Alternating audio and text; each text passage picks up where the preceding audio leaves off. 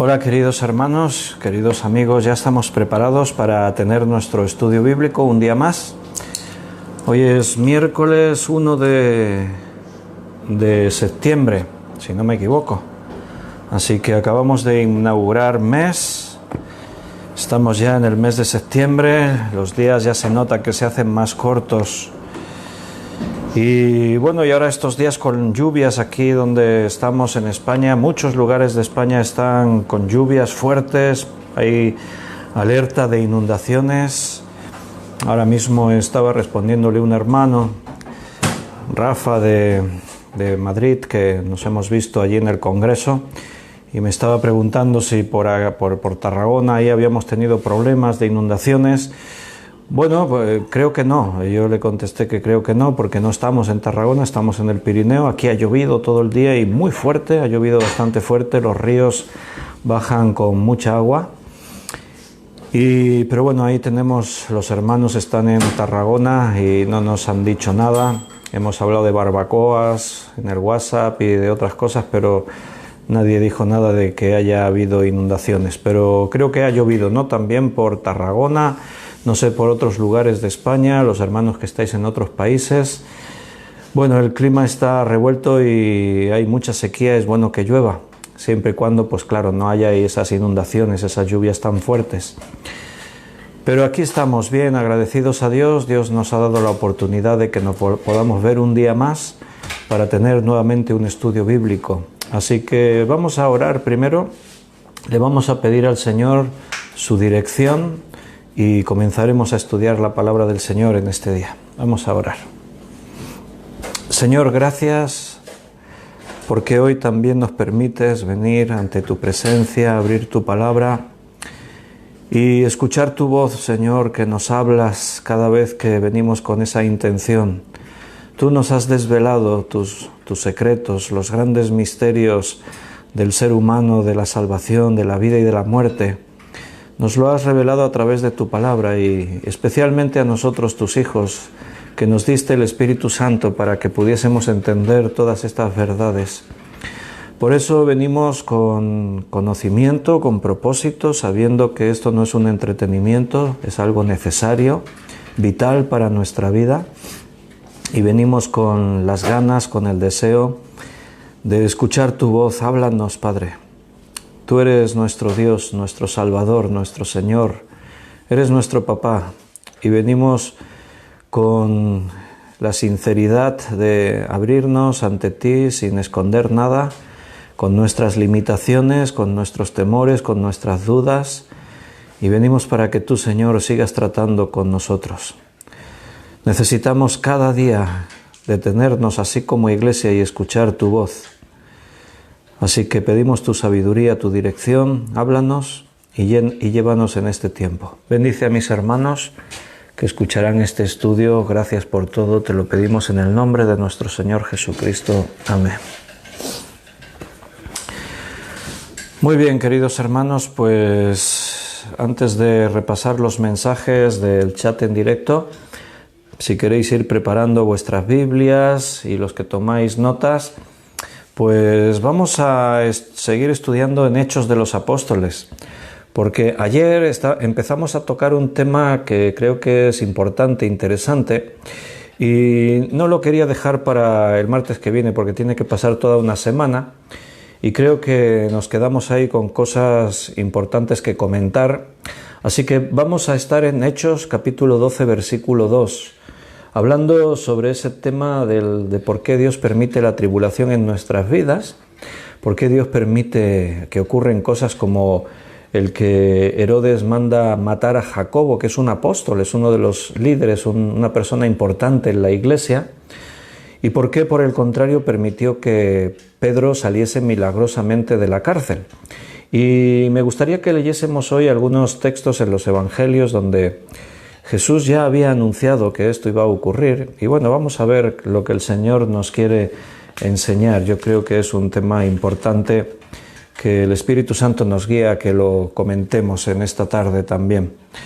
Así que los que no esperabais Hechos, pues preparar vuestras Biblias y los cuadernos, que tomáis notas en Hechos de los Apóstoles. Y hoy haremos un extra en esta serie. que normalmente tratamos los martes. Y en este chat en directo pues hay hermanos que han saludado. Benito ha escrito: buenas noches, Benito. Miriam, buenas noches. Juan Bermudo, hola Juan, bendiciones. David, Liliana, David y Daniela, bienvenidos. Ana Rita, Paco, Rosario, bienvenidos. Me alegro mucho de veros a todos por aquí en este día. Y bueno, un abrazo fuerte a los que no han escrito en el chat, pero también están ahí conectados. Por ahí veo a Rafa, que justo antes estábamos escribiéndonos por WhatsApp y hablábamos de la lluvia, las inundaciones. Carmen, acaba de entrar un mensaje suyo. Buenas noches, Carmen. Bienvenida. Bienvenidos a todos. Veo por ahí también conectada a Nancy. Felicidades para tu hija, que vi que el otro día se bautizó. Qué bueno que los jóvenes den ese paso de querer públicamente dar testimonio a través del bautismo de la experiencia de la salvación con Cristo. Y ahí la hija de Nancy, pues vi por Facebook las fotos que se había bautizado. Me alegro mucho. Bien, vamos a retomar en Hechos capítulo 12. Vimos que el rey Herodes echó mano a algunos de la iglesia para maltratarles y mató a espada a Jacobo, hermano de Juan. Ahí estábamos mencionando esto y el versículo 3 dice: y viendo que esto había agradado a los judíos, procedió a prender también a Pedro. Eran entonces los días de los panes sin levadura. Bien, Jacobo acaba de morir a filo de espada.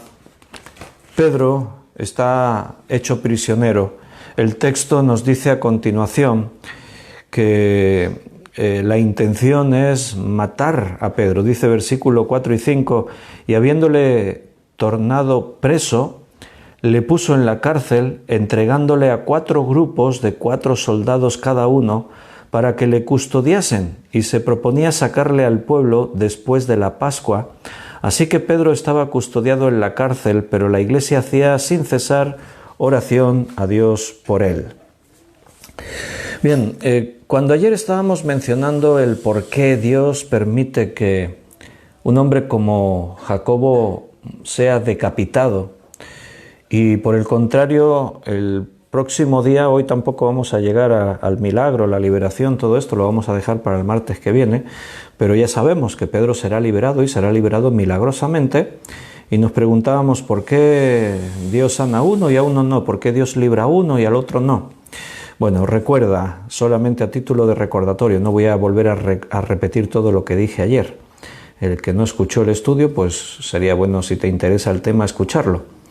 Pero como recordatorio, la pregunta no es ¿por qué no salvó a Jacobo? La pregunta es ¿por qué salvó a Pedro? Esa es la pregunta. Porque formamos parte de la iglesia y ser miembro de la iglesia no es una garantía para que no tengamos problemas, para que ya no vengan dificultades, para que no haya enfermedades, para que no haya muerte. Lo que sí sabemos, y eso tenemos la total seguridad, es que todo lo que ocurre en nuestra vida tiene un propósito. Eso sí lo sabemos y lo podemos afirmar y podemos dar testimonio, los que hace ya muchos años que caminamos con el Señor, de que eso sin ninguna duda es así. Siempre el Señor obra en nuestras vidas y siempre, en cualquier circunstancia, Dios, detrás de la tragedia, detrás del problema, Dios tiene bendición. Entonces, a veces Dios, por algún motivo, hace un milagro en nosotros. Él nos ama, pero lo normal es que los cristianos también enfermamos, nosotros también morimos. Ayer decíamos que la muerte no tiene que ser en ningún caso una tragedia. Ahora bien, precisamente estábamos el otro día hablando en qué estudio fue, ahora no recuerdo en el estudio, pero hablábamos del rey Ezequías, que enfermó, cayó gravemente enfermo, oró a Dios. Sí, en el estudio de Génesis estábamos hablando de la creación de todas las cosas, la luz, todo, cómo Dios trataba con su pueblo. Y Dios le concedió a Ezequías 15 años más de vida. Dice que Ezequías oró a Dios y Dios le concedió 15 años más de vida. Claro, aquí entran algunos factores en juego. Por un lado está la oración. El Señor nos ha dado la posibilidad de pedirle, de orar. Y si es conforme a su voluntad y es bueno, el Señor nos contesta las oraciones. Entonces, aquí hemos leído justo al final, versículo 5, que la Iglesia hacía oración sin cesar a Dios por Pedro, que estaba en la cárcel. ¿Podemos cambiar el propósito de Dios orando? ¿Podemos cambiar lo que está determinado a través de nuestras oraciones? Es una pregunta muy compleja y que no tiene una fácil respuesta. No porque no me sepa yo la respuesta ahora, sino porque no la tenemos. En la Escritura no podemos responder así fácilmente, no te puedo decir, pues mira, esto es así, así, así. No, la verdad es que es una pregunta compleja, porque por un lado sabemos que la voluntad de Dios, Él ha fijado una serie de términos y esos términos sí o sí se van a cumplir. Y nosotros no podemos cambiarlo. ¿Por qué? Dios tiene una agenda, tiene un plan. Y dentro del plan y de la agenda de Dios, las cosas van a suceder. Por ejemplo, yo no puedo pedirle al Señor, si Dios tiene en su agenda el día y la hora del arrebatamiento de la iglesia, vamos a suponer para el próximo, hoy somos miércoles, pues para el próximo miércoles, por mucho que yo ore, eso no va a cambiar. El Señor nos arrebataría el miércoles. ¿Por qué? Porque está dentro de sus planes. Yo no puedo alterar la agenda de Dios. Entonces hay cosas que Dios ha determinado, son su voluntad, y por lo tanto eso no va a cambiar, aunque yo ore. Por otra parte, la palabra de Dios nos enseña que la oración es una fuente de poder y es una herramienta útil en nuestra lucha espiritual.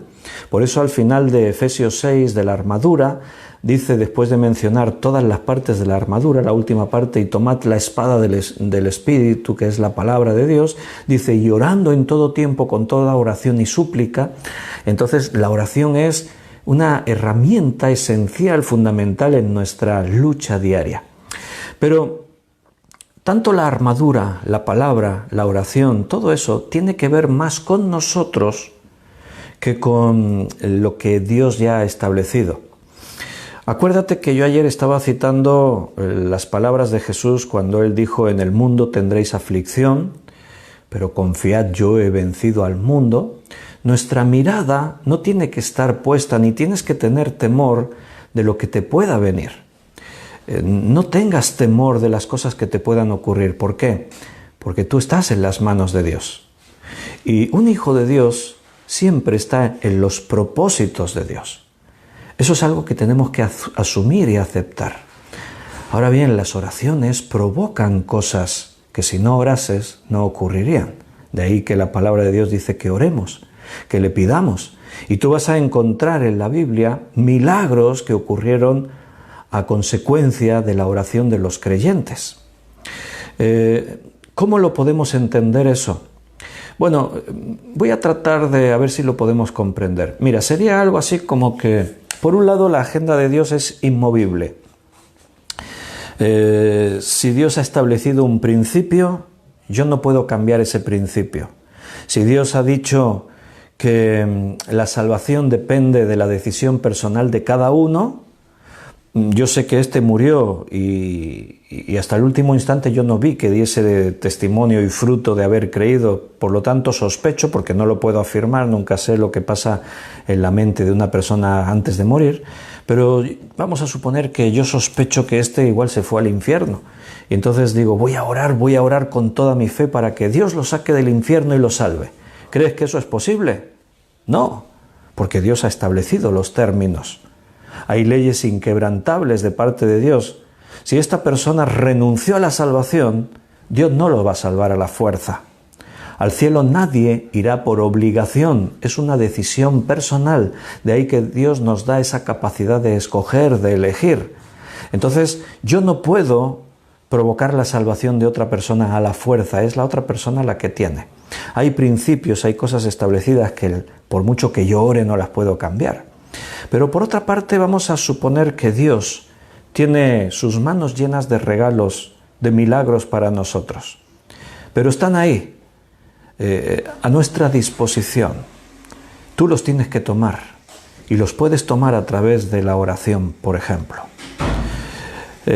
Si Dios está dispuesto a hacer cosas, pero aquí hay dos partes, está Dios y estoy yo.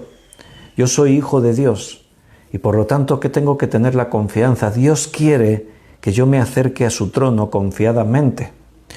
Nuestros hijos, a veces nosotros nos damos cuenta de las cosas que tienen necesidad, pero a veces esperamos que sea el hijo el que venga y te pide. Un hijo puede estar en problemas, en dificultades, y tú lo puedes estar observando ahí intentando arreglar algo que se rompió. Tú estás viendo que no es complicado, que eso se arregla fácil, pero estás esperando a ver que él aprenda, que se dé cuenta, ¿no? Que esté ahí y prueba y esto no consigo. Y al final viene y, papá, esto se me rompió y no sé cómo hacerlo. Y entonces tú dices, dame. Y entonces tú se lo arreglas.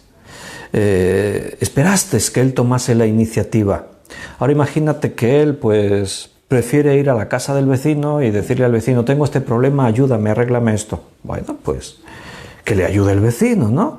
Tú tratarás con él, tratarás de explicarle, hijo, yo soy tu padre, yo te puedo ayudar con tus problemas, no necesitas ir a la casa del vecino. Yo te puedo ayudar, yo soy tu padre, estás en casa, estás conmigo. Dios es nuestro Padre y espera esa confianza. La Biblia dice que por nada estemos afanosos si no sean conocidas todas nuestros afanes, nuestros problemas, nuestras tribulaciones. Por nada estéis afanosos si no sean conocidas vuestras tribulaciones, vuestras causas delante de Dios, con toda oración y ruego. Y el Señor guardará nuestros corazones y nuestros pensamientos en Cristo Jesús. La paz de Dios que sobrepasa todo entendimiento. Dios no promete que lo que tú le pidas te lo va a dar. Dios no promete eso. Dios promete que te va a dar lo mejor siempre. Y ahí es donde yo tengo que aprender a confiar en Dios. Porque no todo lo que un niño le pide a su padre es bueno para él. ¿O acaso vosotros le habéis dado o le dais a vuestros hijos todo lo que os piden? Papá, cómprame una bolsa de chuches de 5 kilos, me la voy a comer entera. Y tú se la compras, se la das. ¿Sí? No. Tú le enseñas, le dices, no, 5 kilos de chuches no te puedes comer. Igual yo estoy exagerando, pero igual no tanto, porque si tú le das rienda suelta a un niño, se come todas las que puede y más. Entonces, ¿tú qué haces? Le enseñas, le dices, no puedes comer tantas chuches. Mira, yo te doy, pero come unas poquitas, las otras las guardamos, porque eso no es bueno ni para tu barriga, ni para tus dientes, las caries, ni para... Y tú le enseñas, le explicas. Muchas veces los niños no entienden eso que le estás explicando. No, yo quiero más, y te darán la pataleta, se pondrán a llorar y te intentarán chantajear, ¿no? Para que les des lo que ellos quieren. Pero un buen padre no le da todo lo que sus hijos le piden. Aparte que no le quieres mal educar, de que todo lo que pide se lo doy, todo lo que me pide se lo doy, me pide se lo doy. No, los niños tienen que aprender valores, principios, a ganarse las cosas, a esforzarse. Entonces, la relación de nuestro Dios con nosotros es perfecta. Yo sé que todo lo que va a venir de Dios es bueno para mí. Alguno dirá, vale, y que te corten la cabeza es bueno. Bueno, ahí estamos. Esa es la parte que tenemos que asumir y entender. Nuestra vida, la vida del hombre no consiste en lo que tiene en este mundo, en esta tierra. Nuestra vida no es lo que podemos conseguir en el mundo. En el mundo hay tribulaciones, hay aflicción, vendrán problemas, hay sufrimiento. También hay buenos momentos. Pero los buenos momentos que tenemos en este mundo no es por lo que el mundo nos ofrece. Es por aquellos valores que Dios ha puesto en nuestra vida, dentro de valores como el amor, la amistad, el poder compartir, el respeto, la tolerancia. Si una persona mira atrás en su vida, seguramente no va a decir los mejores momentos de mi vida fueron cuando me compré un coche nuevo. Igual para algunos sí, porque es puro materialismo. Pero cuando uno mire para atrás en su vida, los mejores momentos siempre habrán tenido que ver con las relaciones personales. Cuando un hijo nació, cuando tu hijo le pasó no sé qué, se graduó, no sé qué, y esos momentos cuando te casaste, cuando con mis padres fuimos, hicimos no sé qué, siempre esos momentos especiales en la iglesia, con los hermanos igual. Tenemos que tener puestos los ojos en Jesús. Cuando los cristianos de Hechos de los Apóstoles estaban viviendo una situación tan extrema, que eran perseguidos, vivían siempre con el temor de que quizás mañana no veamos la luz del sol. Esa era su realidad. No te olvides, mi hermano, que en este mundo hay personas que están en situaciones similares. Ahora, estos días que hemos escuchado tanto las noticias, lo que estaba pasando en Afganistán, cuando los talibanes han tomado el control del país y se lanzaron avisos de emergencia, de alerta por todo el mundo de la situación humanitaria que se puede estar viviendo ahí. Ahí hay personas que van a sufrir mucho, mujeres, porque son menospreciadas por el régimen talibán, personas que vivan cualquier costumbre, usos que no se acomode a lo que los talibanes dicen, pero también creyentes cristianos. Si tú eres cristiano en Afganistán hoy en día vas a tener problemas. Son muchas las noticias que nos llegan por canales oficiales evangélicos o por ONGs de que se están dando ya casos de cristianos ya perseguidos en este país. Y no es el único, hay muchos países en el mundo donde nuestros hermanos sufren. ¿Qué pasa? ¿Dios no tiene conocimiento de eso? ¿Dios no hace nada para ayudarles? Ayer, al final del estudio, estábamos diciendo que el testimonio de Jacobo, el testimonio de los creyentes, de Esteban, de los creyentes que morían y hasta el final mantenían su integridad, era tan fuerte el testimonio que ellos dejaban que a pesar de la tremenda persecución la gente no paraba de convertirse al cristianismo, porque se daban cuenta que eso es la verdad. Cuando tú ves a alguien dispuesto a morir por una causa así, eso te va a llamar la atención. Nadie muere por una mentira. Por lo menos no una multitud, no mucha gente, miles, millones de personas. Entonces es una demostración, el testimonio de soportar la prueba, la tribulación, la persecución, es un testimonio firme, vivo, de que lo que tú crees es auténtico, es verdadero. Y eso va a provocar un fruto. Si me acompañáis al Evangelio de Marcos, para que podamos leer algunos textos, en Marcos, capítulo 10, Marcos 10, 35,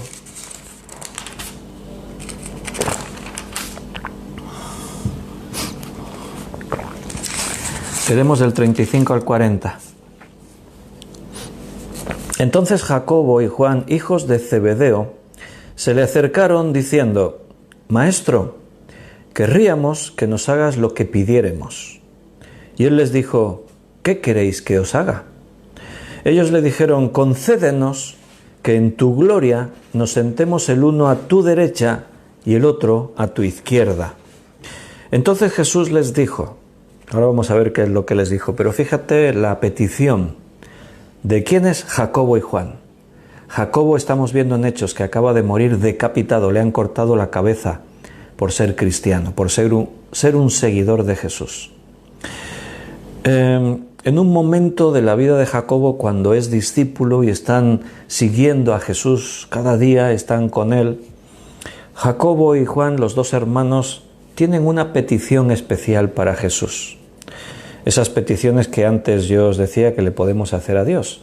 Señor, quiero un coche de lujo, quiero un deportivo, un Ferrari, un coche de esos. El otro día vimos uno, ¿dónde fue? Por ahí, creo que allí cuando estábamos por la línea de la Concepción. Vimos viniendo en la gasolinera, un Ferrari, un coche que cuesta 300.000 euros. Leía en una noticia que Lamborghini, no era un Ferrari, era un Lamborghini. La casa Lamborghini había sacado este año a la venta 12 unidades de un nuevo modelo Lamborghini. Era un Lamborghini Coat, no sé qué, no recuerdo el modelo, ahí estaba en la noticia. Y decía que habían sacado 12 unidades a la venta y todas ya estaban vendidas, adjudicadas. O sea, antes de que ya estaban todas vendidas, 12 coches.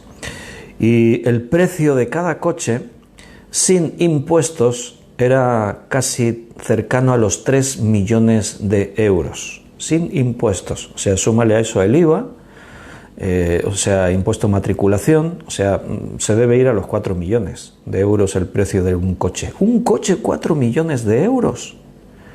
Sacaron 12 a la venta y se vendieron los 12 nada más ofertarlos. O sea, ya estaban pedidos de antemano. Ahora imagínate que tú dices, vaya, ¿y por qué estos impíos, estos pecadores pueden tener un Lamborghini y yo que soy un hijo de Dios no puedo tener uno? Le voy a pedir uno a Dios, porque la Biblia dice que si pedimos con fe cualquier cosa nos será hecho. Pregunta, ¿tú crees que si le pides a Dios un Lamborghini de 4 millones de euros, Él te lo va a dar? Piénsalo, ¿verdad que no? Que rápidamente tú piensas y dices, no. Bueno, aquí tenemos a Jacobo y Juan con una petición especial para Jesús. Maestro, querríamos que nos hagas lo que te pidiéremos. No sé cómo habían interpretado ellos a Jesús, cómo estaban considerando a Jesús. A veces nos puede pasar, a los cristianos, que podríamos caer en la trampa de que Jesús es alguien que está ahí para satisfacer todas nuestras necesidades. Podríamos comparar a Jesús como el genio de la lámpara maravillosa. Concédeme 3 deseos. Y eso no es así. Es nuestro papá, no te olvides. Como papá tienes el privilegio de poder venir y pedirle cosas, pero no para satisfacer tus caprichos. Dios no está ahí para concedernos aquellas cosas que en este mundo no podemos conseguir porque no hemos tenido la oportunidad de nacer en una casa de multimillonarios, porque no nos tocó la lotería, porque entonces tenemos a Dios. Qué bueno, vamos a recurrir a Él. Jacobo y Juan vienen, concédenos lo que te pidiéramos. Y Jesús, ¿no? Increíble su forma de tratar con nosotros. Jesús les escucha. Jesús viene y les dice, está bien, ¿qué queréis que os haga? Estoy aquí escuchando, ¿qué queréis que os haga? Y fíjate la petición, concédenos que en tu gloria, tenían fe, ellos dan por sentado que un día estaremos en la gloria con Cristo. Pues concédenos que uno se siente a tu derecha y el otro a tu izquierda, Juan y Jacobo. No dice quién a la derecha y quién a la izquierda. Es muy posible que si Jesús se lo hubiese concedido, más adelante los 2 hermanos se hubiesen peleado entre ellos a ver quién eres el que estaría a la derecha y quién a la izquierda. Pero vamos a quedarnos con la respuesta de Jesús. Fíjate lo que dice Jesús. No sabéis lo que pedís. Ese es nuestro problema muchas veces, hermanos, que no sabemos lo que pedimos. A veces podemos pedir cosas que creemos que son buenas para nosotros, pero el caso es que a veces no sabemos lo que estamos pidiendo. ¿Por qué? Porque nosotros estamos en un plano muy distinto al plano de Dios. Dios sabe cosas, Dios conoce cosas, Dios tiene una perspectiva de futuro, que Él conoce todo lo que vendrá no es un misterio para Él, y nosotros no. Entonces nosotros podemos estar pendientes de cosas que yo creo que necesito, o yo veo cosas que creo que son un problema, y simplemente, a lo mejor, no es bueno para mí, no es algo que yo necesite realmente. Ahora imagínate que yo esté afanándome por conseguir algo que me va a suponer 10 años de mi vida. Y resulta que Dios sabe que en 2 años Él va a arrebatar a la iglesia. Bueno, a lo mejor Dios no me ayuda a ese plan que yo tengo, un plan de desarrollo a 10 años, porque Él conoce cosas que yo no conozco. Es un ejemplo, por decir algo. No estoy profetizando que el Señor vendrá en 2 años. Puede venir esta noche o puede venir dentro de 20, no lo sé. Pero Dios sabe cosas que yo no sé. Ellos están pidiendo algo que no saben lo que piden. Jesús dice, no sabéis lo que pedís. ¿Podéis beber el vaso que yo bebo o ser bautizados con el bautismo con que yo soy bautizado? Y la respuesta de ellos es, podemos. Pero realmente no eran conscientes de a lo que Jesús estaba refiriendo con eso de beber el vaso que bebo o el bautismo con que soy bautizado. Su entendimiento estaba limitado a lo que ellos conocían. Jesús está hablando de un vaso que él tiene que beber. la copa amarga de la cruz. Él está hablando de un bautismo y no es en agua, es bautismo de sufrimiento. Pero ellos no están pensando en eso. Ellos están pensando, bueno, pues podéis beber el vaso que yo he de beber. Y ellos ven aquí un vaso como este con la infusión. Sí, claro que podemos beber. ¿Podéis ser bautizados con el bautismo que yo soy bautizado? Ellos dicen, sí, claro. Ellos vieron a Jesús ser bautizado por Juan el Bautista. Sí, podemos. Y Jesús le dice, a la verdad, del vaso que yo bebo, beberéis. Y con el bautismo con que soy bautizado, seréis bautizados. Y ellos en este instante no conocían la dimensión de las palabras de Jesús. Ellos no estaban entendiendo lo que Jesús les estaba diciendo, pero Jesús les estaba diciendo, sufriréis por mi causa. A la verdad vais a sufrir por mi causa. Estamos viendo en Hechos capítulo 12 que Jacobo es decapitado. Ellos van a entender estas palabras más adelante, cuando venga sobre ellos el Espíritu Santo el día de Pentecostés, cuando la iglesia comienza, arranca y empieza a vivir con toda esa intensidad. Pero aquí ellos todavía no entendían las palabras de Jesús, aunque Él les está profetizando lo que va a ocurrir. Versículo 40, pero el sentaros a mi derecha y a mi izquierda no es mío darlo, sino a aquellos para quienes está preparado. No es algo que el Señor pueda otorgar por amistad. Mis amiguetes, ellos son discípulos, ellos pensaban, somos los discípulos de Jesús. Maestro, concédenos lo que queremos. Tenemos el privilegio de ser amigos de Cristo. Concédenos sentarnos, pero esto el Señor no lo adjudica a dedo. El sentarnos a su derecha o a su izquierda es algo que no depende de un mérito que uno pueda tener por ser amigo, porque soy íntimo de Jesús. Es para aquellos para quienes está preparado. Pregunto, ¿para quiénes está preparado?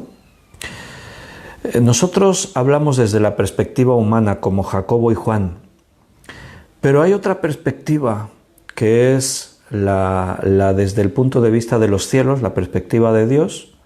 Hemos estudiado en Apocalipsis cómo será en un futuro y cómo será el sentarnos. Y allí vemos, y estuvimos estudiando, que la Biblia habla que el Señor a nosotros, a los creyentes, nos ha otorgado el privilegio, el derecho de sentarnos en su trono. Quiero decir que no es como lo entendemos nosotros. La figura desde nuestra perspectiva es el rey sentado en el trono, y ¿quién está sentado a su derecho y a su izquierda? Las personas de más confianza del rey. Entonces, esa es la imagen, pero en los cielos no es así. En la Nueva Jerusalén muchas moradas hay. Si así no fuera, yo os lo habría dicho. Voy pues a preparar lugar para vosotros, dijo Jesús. Allí no hay preferencias. Dios no hace acepción de personas. Dios no exalta a uno y humilla al otro. Sí que es cierto que también estudiamos que la Biblia habla de recompensas, aunque no sabemos bien cómo será eso en la eternidad, pero sí que habla la Biblia de recompensas.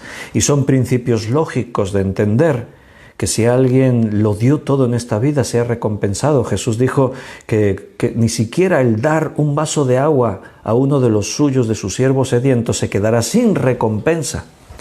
Pero ¿cómo serán esas recompensas? No sé, no lo sabemos bien, no, la Biblia no nos explica en la eternidad. Pero en la eternidad todos somos hijos, todos somos coherederos juntamente con Jesús, todos estaremos en su presencia. La herencia que Él tiene para nosotros es la misma que Cristo ha recibido. Por eso dice que somos coherederos.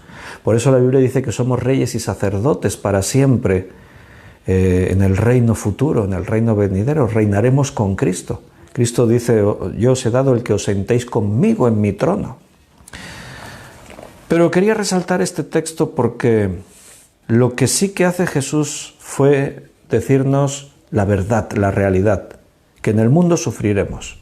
Y a Jacobo y a Juan les anunció, sufriréis por causa mía. Jacobo muerto a filo de espada. Juan permanecerá. Vivirá hasta sus últimos años en la vejez. Por eso él va a escribir Apocalipsis. Cuando hay un pasaje en la Escritura en el que después de que Pedro niega a Jesús 3 veces, Jesús sale a su encuentro, le pregunta las 3 veces, Pedro, ¿me amas? Y después de ese momento dice que le seguía Juan, así un poco más atrás. Y Pedro mira y dice, maestro, ¿y qué de este? Y Jesús le dice, ¿y a ti qué este? Sígueme tú. O sea, yo estoy tratando contigo. Deja a Juan. Si yo quiero que Juan quede, y ahí Jesús estaba profetizando que Juan quedaría, viviría hasta sus casi 100 años. En cambio tú a Pedro le anunció lo que le iba a ocurrir. Le vino a decir que moriría antes que Juan. Te llevarán donde tú no quieras, harán contigo lo que tú no esperas.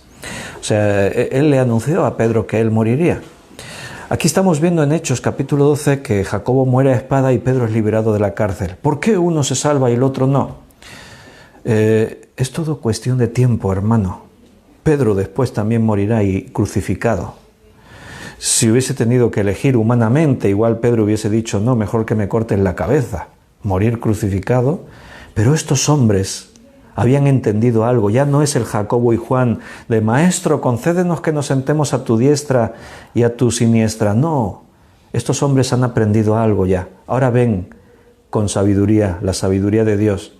Porque según la tradición, Pedro dijo que no era digno de morir crucificado igual que su Señor, así que suplicó que lo crucificasen cabeza abajo. La tradición dice que fue así, es una tradición que es bastante creíble, posiblemente fue así. Pero su carácter lo ves ya en los hechos, en las cartas. Ves a estos hombres que no persiguen ya esa posición de honor. Los discípulos de vez en cuando se peleaban entre ellos. No, en el reino de los cielos yo seré más importante que tú. Pero después de Pentecostés, después del nacimiento de la iglesia, algo en estos hombres cambió. Ya no están mirando esos intereses, están viendo las cosas de otra forma. Esa es la obra de Dios en nuestras vidas.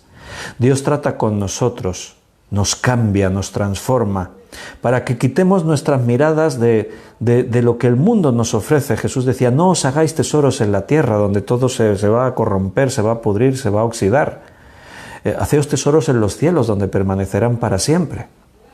Tenemos que trabajar, tenemos que ganar el sustento, tenemos que vivir en la tierra, cumplir con nuestras obligaciones, sí, pero que tu corazón no esté en eso. Esa es la cuestión. Que tu afán no esté en eso. No os afanéis por el día de mañana, decía Jesús. Tenemos que aprender a mirar la vida desde la perspectiva de Dios, no desde nuestra perspectiva. Porque desde nuestra perspectiva nunca estarás satisfecho. Por mucho que tengas, siempre querrás tener más. Desde tu perspectiva, los problemas son tragedias.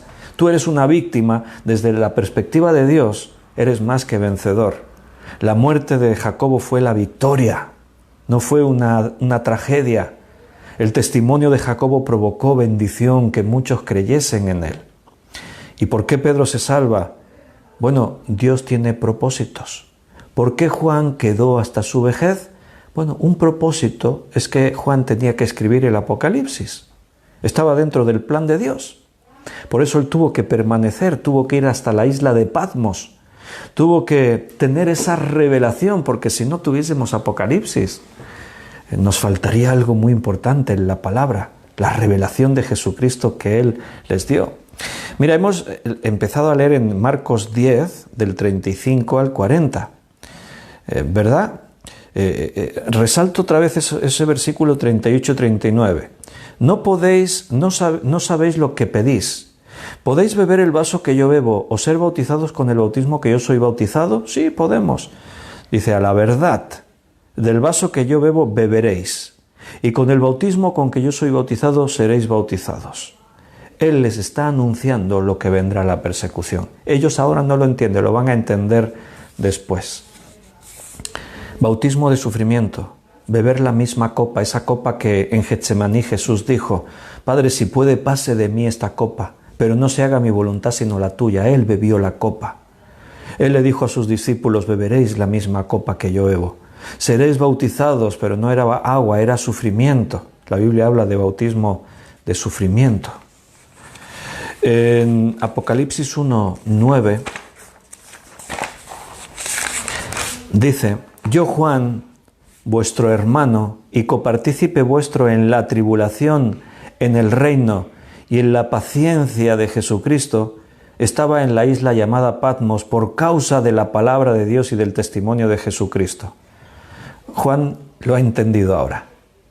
Yo soy copartícipe vuestro en la tribulación. Estoy en Patmos como prisionero por causa de predicar la palabra de Dios.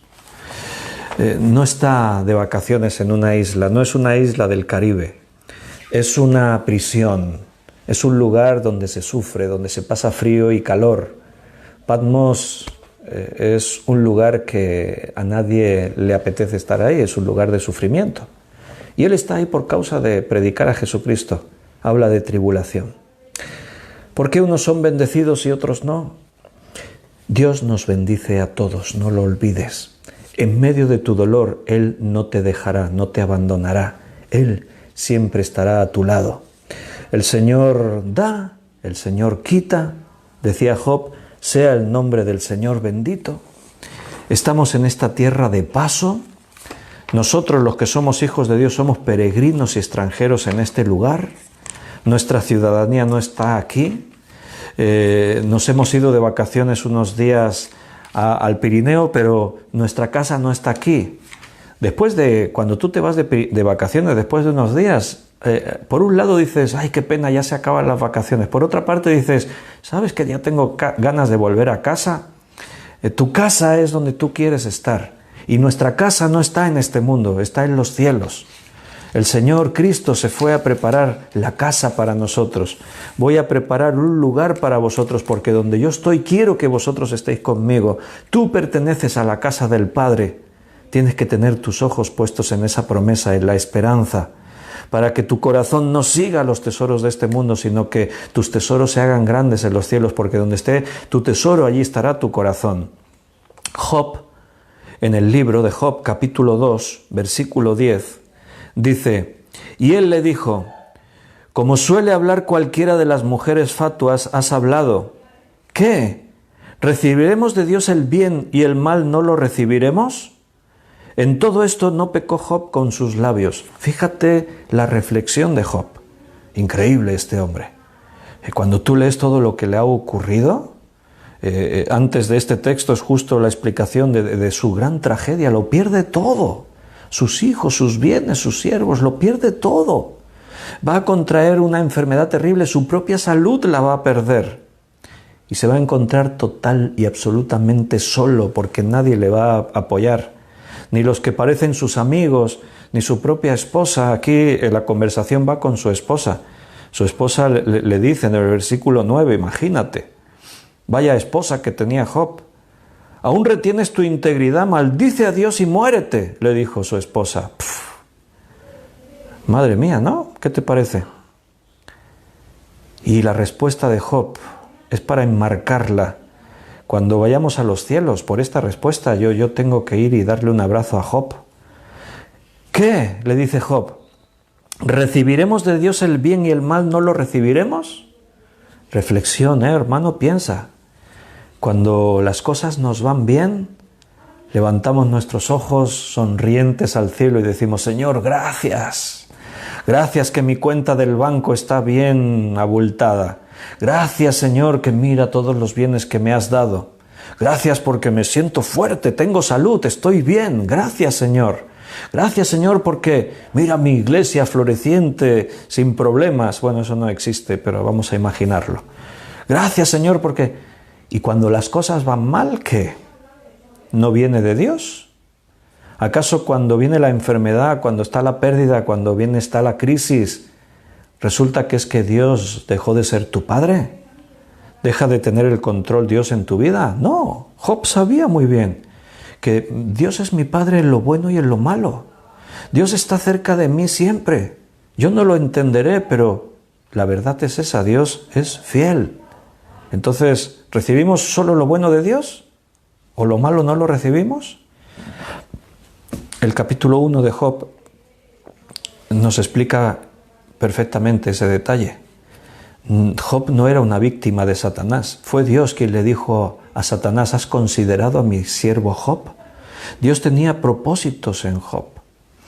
¿Qué propósitos dirás? Si dice ahí que era un varón justo y perfecto. Sí, pero quizás le faltaba lo esencial. Es como el joven rico, parece que lo tenía todo. Todos los mandamientos los he guardado. Y Jesús le dice: pero te falta una cosa. Te falta una cosa. ¿Y si lo que te falta es la vida eterna? Esa era la pregunta del joven rico a Jesús. La respuesta de Jesús es: para alcanzar la vida eterna te falta una cosa. ¿Qué cosa le faltaba? Poner a Dios en primer lugar en su vida, porque el rico tenía las riquezas en primer lugar. No conocemos todos los detalles de la vida de Job, pero Job va a decir, después de que pasó toda la tribulación y entendió, Job dijo: antes de oídas te conocía, pero ahora mis ojos te ven. ¿Será que Job no era salvo? ¿Será que Job conocía a Dios de oídas? Se entiende bien, yo lo entiendo bien cuando leo las palabras de Job: antes de oídas te conocía. Si yo hablo de uno de vosotros que os conozco de oídas, quiere decir que no nos conocemos personalmente. Pero si digo: ahora mis ojos te ven, ahí está Ángel, que ha saludado antes. Estaba en el estudio y no me paré, pero ahí saludó Ángel, como él dijo, el maître del hotel. Estupendo los días que hemos estado, el servicio del hotel impecable, la comida, bueno, no os voy a contar porque llevo púlpito incorporado, estos días me ha crecido el púlpito incorporado, la barriguita. Nos han cuidado demasiado bien, y todo en las conferencias y todo. Bueno, a mí me podrían haber hablado de Ángel. Juanjo me podía haber dicho: sí, hay un hermano que es el maître en el hotel, a través de él hemos conseguido este hotel y tal. Entonces yo conocía a Ángel de oídas. Juanjo me había dicho de Ángel. Pero ahora, en el Congreso, nos hemos podido saludar, nos hemos podido dar un abrazo, nos hemos hecho fotos juntos, hemos podido compartir. Entonces ahora yo digo: yo conozco a Ángel personalmente. Job dice: yo conocía a Dios de oídas. Y como Job era un varón justo y perfecto, Dios quería que Job se salvase. Así que movió los hilos necesarios para cambiar el corazón de Job, para provocar que Job le conociese. Y el libro de Job no tiene desperdicio ninguno. Tú vas a leer ahí todo, los grandes dilemas de Job hablando con Dios, Dios respondiéndole: no hice yo todo, no le puse yo cerrojos al mar, no he hecho yo todo esto. Y Job entiende perfectamente. Job sabe ahora de Dios. Él tiene los principios, pero le faltaba conocerle personalmente. ¿Acaso de Dios solo viene lo malo? ¿Lo bueno, lo malo no? Si eres hijo de Dios, todo lo que te llega a tu vida está bajo el control de Dios, no te olvides. Por eso cuando a mí me golpean las cosas, yo no pienso ni digo: qué mala suerte tengo. Es legítimo que tú te puedas girar a Dios y le digas: Señor, ¿por qué me pasa esto? No lo entiendo. Es legítimo que tú no lo entiendas. Y Dios va a estar a tu lado, te va a consolar en medio de la tribulación, no lo olvides. ¿Por qué unos son bendecidos y otros no? Porque esta vida es así. Y no es cierto que unos no sean bendecidos. La bendición de Dios siempre es en nuestra vida. Porque nuestras riquezas no es lo que tengamos en este mundo, es lo que tendremos en la eternidad. Un poquito más adelante, aquí en Job, capítulo 3, versículo 23 al 26, dice: ¿por qué se da la vida al hombre que no sabe por dónde ha de ir? ¿Y a quién Dios ha encerrado? Pues antes que mi pan viene mi suspiro y mis gemidos corren como aguas, porque el temor que me espantaba me ha venido y me ha acontecido lo que yo temía. No he tenido paz, no me aseguré, ni estuve reposado. No obstante, me vino turbación. Ahí tienes otra causa del por qué le vino la tribulación que Job está reconociendo. Desde nuestra perspectiva a veces nos quedamos solo con unas partes del mensaje. Pero Job está reconociendo que las cosas que le han venido, les ha venido, mira, léelo, como dice, porque el temor que me espantaba me ha venido. Job era una persona que vivía angustiada, vivía con miedos. Era una persona que siempre estaba preocupada por el mañana, lo que me puede venir, lo que me puede suceder. El domingo Rosario predicó acerca de la preocupación, lo terrible que es la preocupación en nuestras vidas. El Señor trata con nosotros para que no nos afanemos, para que no nos preocupemos, porque la preocupación te quita la calidad de vida, te impide vivir. Job vivía angustiado, lo dice él. Me ha venido el temor que yo tenía, lo que me espantaba. Me ha acontecido lo que yo tenía miedo. Él le faltaba la relación personal con Dios. Por eso le vino la tribulación. ¿Por qué unos son bendecidos y otros no? Porque Dios siempre cumple sus propósitos. Y sus propósitos son sí o sí bendición para tu vida. Para la iglesia, sin duda que la decapitación de Juan fue una herida. Era uno de los tres íntimos de Jesús, decíamos ayer. Juan, Jacobo y Pedro, los tres formaron un círculo más íntimo con Jesús en momentos especiales. Sin duda que la iglesia, muchos se quedarían preguntando, ¿por qué, Señor? ¿Por qué nos has quitado? ¿Por qué permitiste que Jacobo? ¿Por qué? Muchos se quedarían ahí. Pero la iglesia en la persecución estaba en otro nivel. Cuando todo nos va bien, perdemos de vista muchas cosas. Pero cuando estás en tribulación, tu forma de ver las cosas cambia. Yo he escuchado a hermanos, a creyentes, que están atravesando una pérdida, una tribulación, y les he escuchado decir, ahora veo las cosas de otra manera. Ahora me doy cuenta del valor de las cosas. Antes estaba todo el día preocupado que si no nos podremos ir a las vacaciones ideales que teníamos pensadas. Le he pedido un préstamo al banco y no me lo va a dar, qué mala suerte. Antes me preocupaba por esas cosas y ahora que esta persona tan querida ha fallecido, me doy cuenta de la vanidad de la vida. Me doy cuenta de por qué afanarme tanto por cosas que son pura materia y no disfruto realmente lo valioso. Cuando estás en problemas ves las cosas de otra forma. En el versículo 3 de Hechos 12 dice, y viendo que esto había agradado a los judíos, prendió también a Pedro. Pedro es una pieza clave en la iglesia. ¿Por qué Pedro es liberado aquí? Bueno, porque Dios tiene propósitos. Y vamos a ver por la historia que vendrá en Hechos, que Pedro tiene que jugar todavía un papel muy importante en la iglesia. Si Dios tiene que usarte para algo, te usará.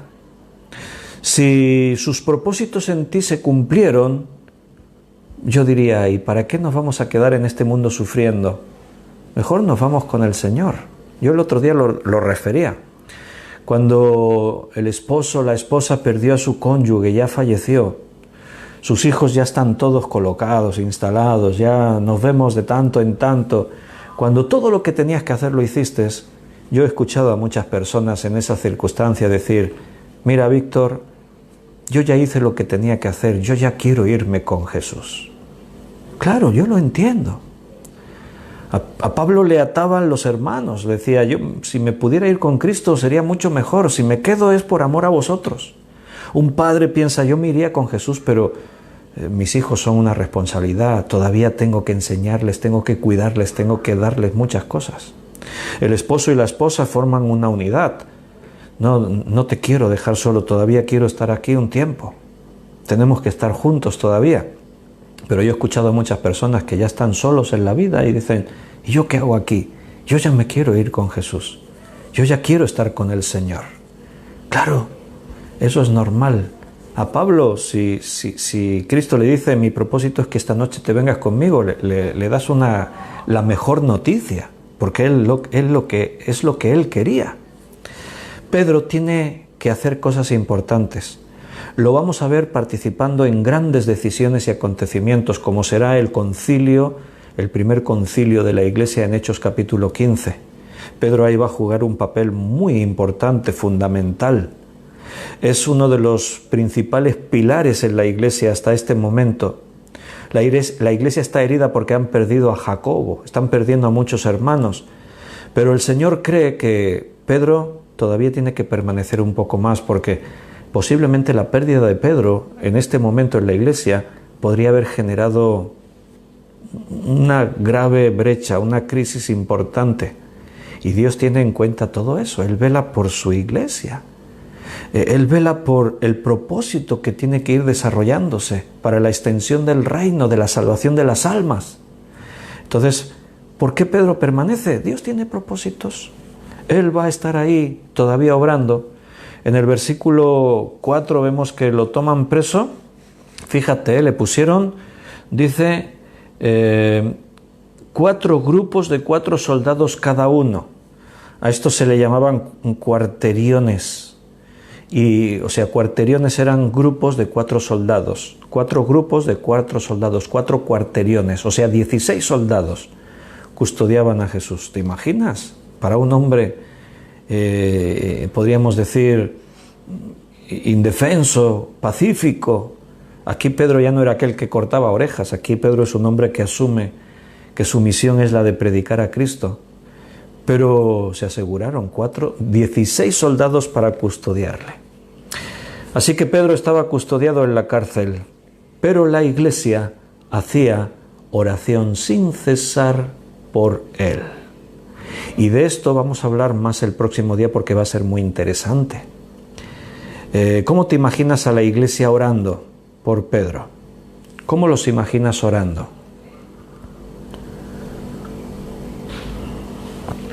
Dice, sin cesar, ahí lo ha dicho. Sí, no, claro. Pero ¿por qué estaban pidiendo? Yo me los imagino, Señor, libera a Pedro de la cárcel. ¿Te los imaginas así? Pues por el contexto parece que no oraban así. Porque cuando es liberado no se lo esperaban. Si tú estás diciéndole, Señor, dame esto, y Dios te lo da, dices, gracias, Señor. Pero ellos piden... si hubiesen estado pidiendo, Señor, libera a Pedro, y Pedro se presenta allí, dicen, gracias, Señor. Y no.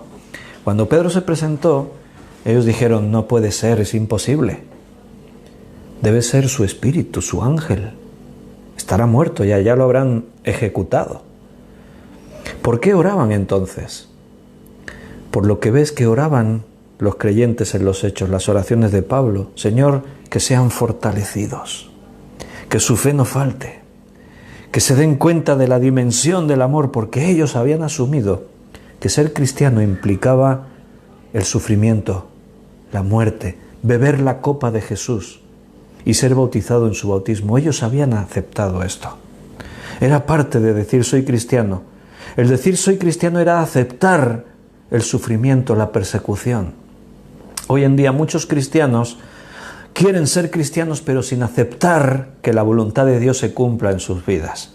Yo quiero ser cristiano pero sin renunciar a nada de lo mío. Y eso no puede ser. Jesús dijo, cualquiera que quiera ser mi discípulo, niéguese a sí mismo, tome su cruz cada día y sígame. No podemos dejar que este mundo nos absorba de tal manera, como dicen Romanos, no os amoldéis al mundo, no puedes tomar la forma del mundo. Tú estás llamado a cambiar el mundo, no a que el mundo te cambie a ti. Y eso lo tienes que grabar a fuego en tu mente y en tu corazón. El Señor nos está enseñando eso.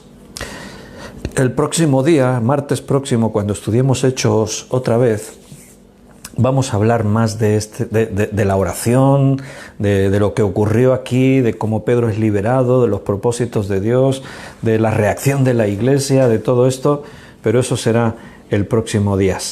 Pero sí que quiero que nos quedemos con lo que aquí dice. Y esto sí es la voluntad de Dios, que oremos sin cesar. La Iglesia hacía oración sin cesar a Dios por él. Y no vale decir el chiste aquel, de que el Señor le dijo, orad sin cesar, y alguno cambió el acento, ¿no? Y dijo, orad sin César, y el hermano César se quedó sin poder participar en la reunión de oración. Un chiste malo, no me hagáis caso. Lucas capítulo 22, versículo 44. Lucas 22, 44. Y estando en agonía, Jesús oraba más intensamente, y era su sudor como grandes gotas de sangre que caían hasta la tierra. Es necesario que oremos sin cesar, sí. Y más cuando estás en problemas, en tribulaciones. La iglesia estaba en tribulación, Jacobo decapitado, Pedro en la cárcel. La iglesia que hacía orar sin cesar. Jesús en agonía oraba más intensamente. ¿Te sabes primera de Tesalonicenses 5:17 de memoria? Es muy fácil, dice, orad sin cesar. Ahí está. Hermanos, lo vamos a dejar aquí y el próximo día seguiremos profundizando más en esta línea, en la oración y en lo que pasó aquí con el milagro de la liberación de Pedro. Pero por hoy lo vamos a dejar, ya hemos completado nuestra horita de estudio. Un abrazo muy fuerte a todos. Me he alegrado mucho de veros un día más y de ver a hermanos como Ángel y no sé si alguien más por ahí antes me pareció ver que no son asiduos, que hoy estaban aquí primera vez o segunda vez, pero me alegro mucho de veros un día más. Estamos conectados hermanos de muchos países, Estados Unidos, México, Ecuador, Francia, Perú y otros por ahí. Si Dios quiere, mañana nos volvemos a ver y seguimos perseverando en la palabra de Dios. Mañana jueves a las 9, aquí estamos. Un abrazo muy fuerte, que Dios os bendiga.